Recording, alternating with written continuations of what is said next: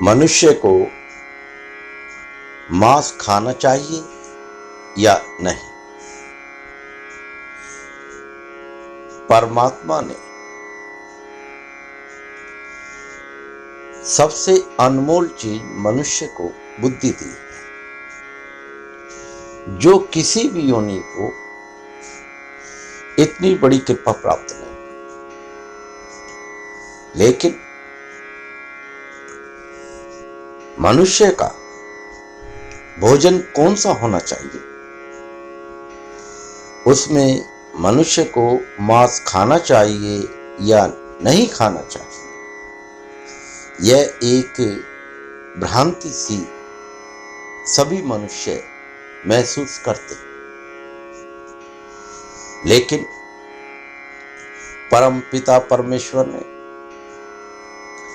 इस संसार में संकेत के रूप में सभी समस्याओं का समाधान कर रखा है, और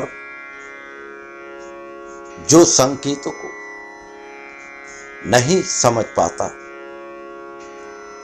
उन लोगों को यह समझने में बड़ी परेशानी होती है कि मानव जीवन बड़ा अनमोल है और मनुष्य को मांसाहारी भोजन या शाकाहारी भोजन ग्रहण करना चाहिए।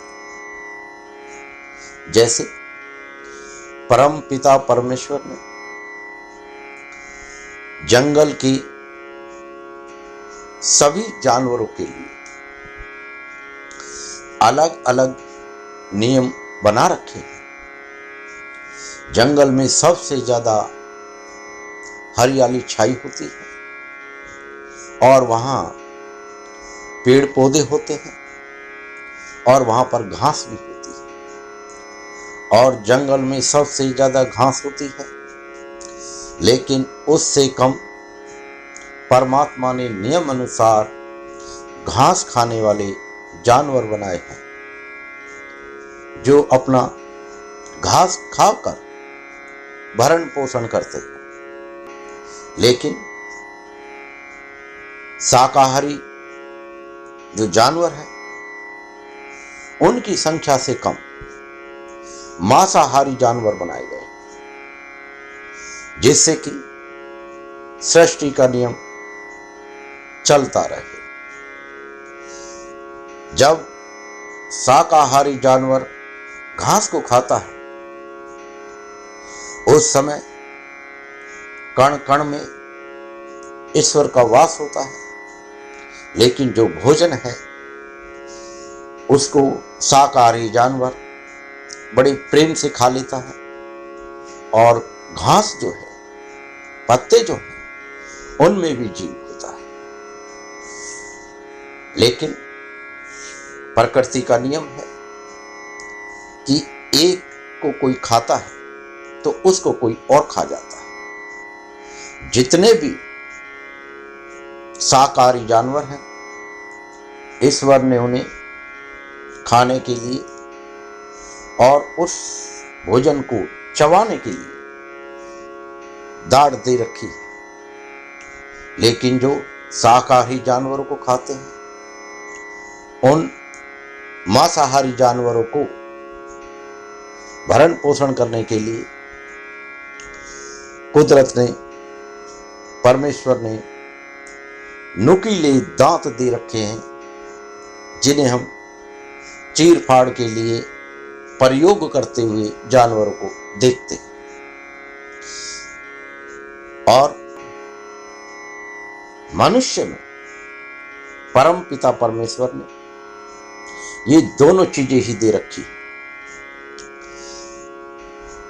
कि जो शाकाहारी भोजन करते हैं, उनके लिए बड़े प्रेम से चबाने के लिए कुदरत ने 28 दांतों में 8 दाढ़ दे रखी है, जिससे कि वो भोजन को चबाते हैं। लेकिन जो मांसाहारी जानवर जिस प्रकार से नुकीले दांत का प्रयोग करते हैं, कुदरत ने मनुष्य को भी 4 दांत नुकीले दे रखे हैं, जिन्हें हम कैनाइन दांत कहते हैं। और जब भी किसी चीज को छीलने के लिए दांतों का प्रयोग करते हैं, कैनाइन दांत का, नुकीले दांत का ही प्रयोग किया जाता है। और यह ईश्वर की अलौकिक कृपा है कि मनुष्य स्थिति अनुसार शाकाहारी भोजन और मांसाहारी भोजन दोनों का प्रयोग करता है। लेकिन जंगल के जानवरों में परमेश्वर ने ये एक तरीके से फिक्स कर दिया है कि जिनके नुकीले दांत नहीं होते वह केवल शाकाहारी भोजन ग्रहण करते हैं, और जिनके नुकीले दांत होते हैं वह केवल मांसाहारी भोजन ही क्या करते हैं। लेकिन मनुष्य को कौन सा भोजन करना चाहिए, यह भी परमेश्वर ने नियम अनुसार संकेत के रूप में पूरे संसार में बता रखा है कि किन लोगों को मांसाहारी भोजन करना चाहिए और किन लोगों को मांसाहारी भोजन के अलावा केवल शाकाहार भोजन करना चाहिए। जैसे संसार के किसी भी देश में कोई भी नागरिक जन्म लेता है तो उस देश की धरती उसकी मातृभूमि कहलाती है, और उस देश का जो झंडा होता है, उस झंडे के जो रंग होते हैं, उस झंडे को वह सलाम करता है, सम्मान देता है और उसकी जयकार लगाता है और उसके लिए समर्पित रहता है। यह हर देश के नागरिक का कर्तव्य भी है और उनकी इच्छा भी होती है कि हमारे देश का झंडा पूरे संसार में नाम करता रहे। इसी प्रकार मनुष्य जीवन में जब कोई जीव अपने किसी परिवार में जन्म लेता है,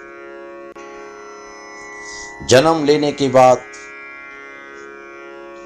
वह जिस माता के गर्भ से जन्म लेता है वह माता उसकी प्रथम गुरु होती है, और कोई भी अपने गुरु के प्रति तन मन और धन से समर्पित होता है। माता के गर्भ से जन्म लेने वाला कोई भी बालक यह निश्चित करता है कि उसका खान पीन क्या होगा। उसकी माता जिस कुल के अंदर अपने कर्तव्य का पालन करती है और उस परिवार में जो भी खान पीन होता है वही अपने बालक को सिखाती है। जैसे संसार में ब्राह्मण घर के अंदर जन्म लेने वाला हर बालक अपनी माता के कहे अनुसार अपने परिवार के नियमों का पालन करता है और वहां पर उसकी माता केवल शाकाहारी भोजन करने के लिए उसको दिशा निर्देशित करती है। तो उस बालक का यह प्रथम कर्तव्य रहता है कि वह केवल अपनी माता की आज्ञा का पालन करते हुए केवल शाकाहारी भोजन को ग्रहण करे और हमेशा शाकाहारी भोजन को ही ग्रहण करता रहे। लेकिन समाज में 4 वर्ग होते हैं और हर परिवार की, हर वर्ग की कुल मर्यादाएं अलग अलग होती हैं। कुछ कुल परंपरा अनुसार, जैसे शूद्र समाज में जन्म लेने वाला बालक अपनी माता की आज्ञा से, क्योंकि नियम अनुसार जो स्त्री जिस परिवार में अपने बच्चे को जन्म देती है, उस परिवार के रीति रिवाजों का पालन बड़े नियम से करती है और अपने बच्चे को दिशा निर्देशित करती है कि अपने खान पीन को अपने कुल परंपरा के अनुसार स्वीकार करना चाहिए। और उनके परिवार में कुल देवी की पूजा करते समय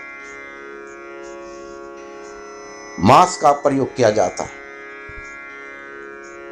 और जब जिस परिवार की कुल देवी में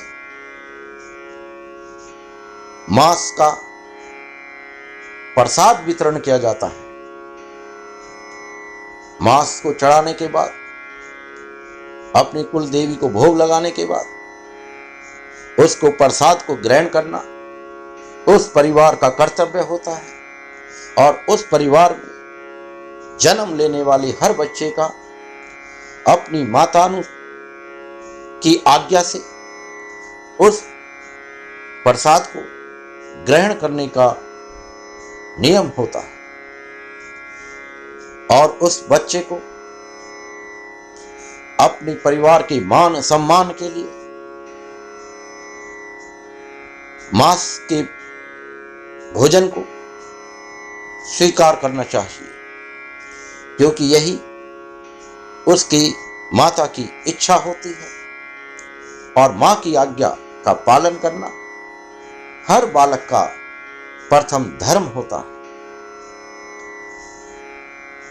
माता जब भी कोई आज्ञा देती है वह भी अपने नियमों से बंधी होती है, क्योंकि उसको उस परिवार में उसकी मां और उसके पति की मां यानी कि दो गुरुओं ने मिलकर उनका विवाह समारोह किया था, जिसके कारण वह अपने गुरुओं की आज्ञा से अपने गृहस्थ जीवन में प्रवेश करती है। और जिस परिवार में उसका विवाह होता है उस परिवार की कुल मर्यादाओं का पालन करती है और यही उसका धर्म होता है। इसलिए समाज के अंदर अलग अलग प्रकार के कुल परंपराएं होती हैं। जैसे हर देश का झंडा अलग होता है और हर देश के नागरिक को यह कर्तव्य है कि वह केवल अपने देश की मातृभूमि के लिए, अपने देश के झंडे के लिए, उसके सम्मान के लिए हमेशा उसका सम्मान करता रहे। इसी प्रकार से किसी भी बच्चे का जिस परिवार में जन्म होता है उस परिवार की कुल परंपराओं को माता की आज्ञा से स्वीकार करना चाहिए।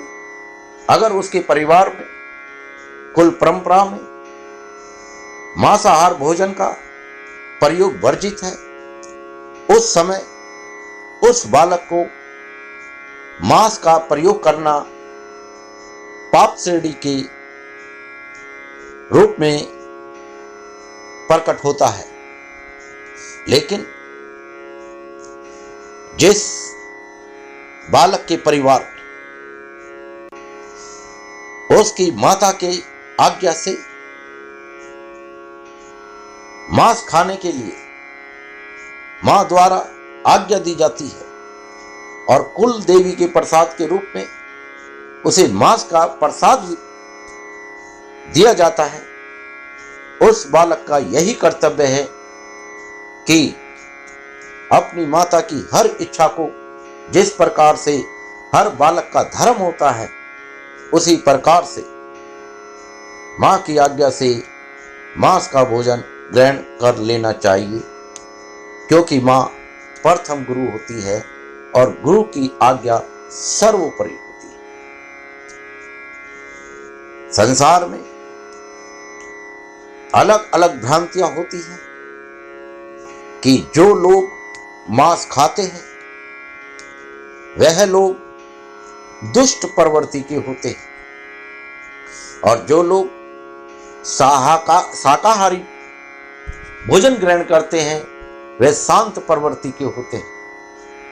भोजन से 33% जरूर फर्क पड़ता है, लेकिन जिस बालक के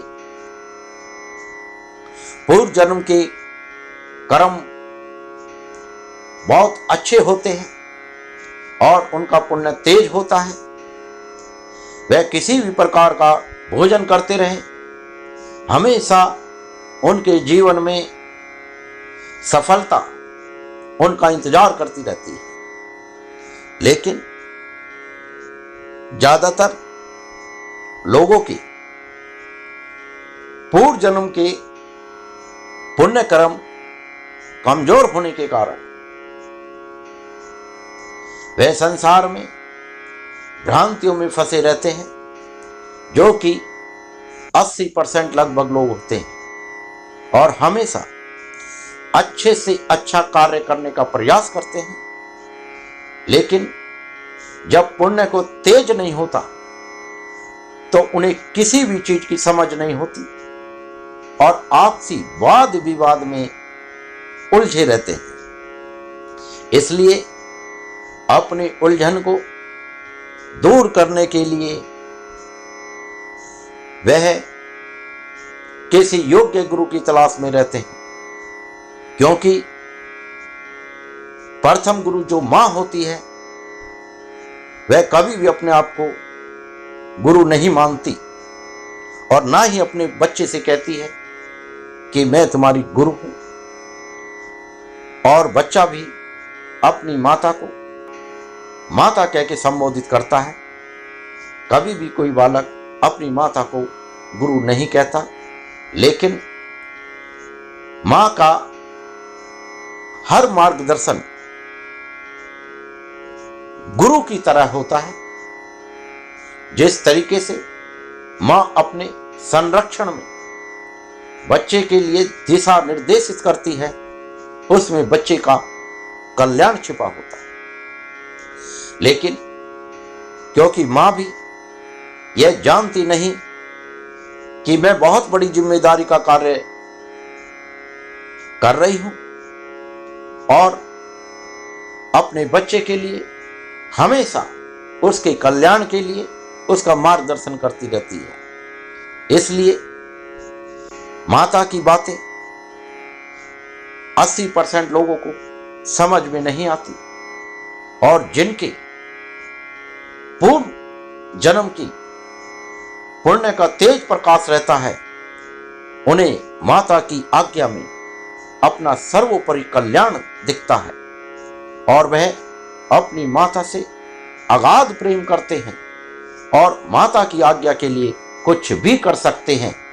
जैसे अपने देश के लिए कोई भी नागरिक कुछ भी कर सकता है। एक सैनिक ये नहीं जानता कि उसके देश का किसी पड़ोसी देश से किस बात पे विवाद हुआ था, किस बात पे झगड़ा हुआ था, लेकिन वह अपनी मातृभूमि की रक्षा के लिए अपने प्राणों की बाजी लगाते हुए आगे कदम बढ़ाता रहता है। इसी प्रकार से हर बालक अपनी माता की आज्ञा पूरी करना चाहता है, लेकिन नियति अनुसार जो उसके कर्म के अनुसार परमपिता परमेश्वर ने रोल बना दिया है, वह केवल उस रोल का ही पालन करता है, और जब किसी बालक को कुछ समझ में नहीं आता तो माता की अवज्ञा कर बैठता है।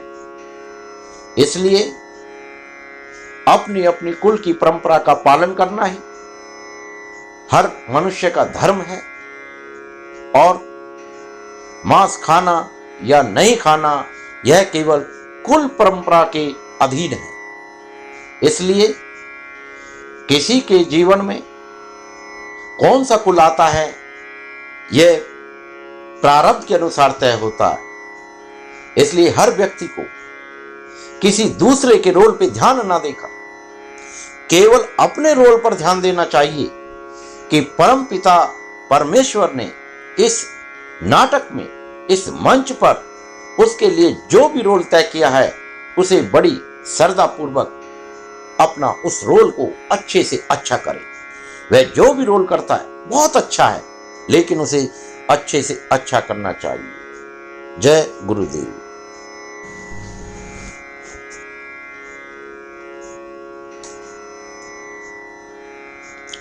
मनुष्य को मांस खाना चाहिए या नहीं?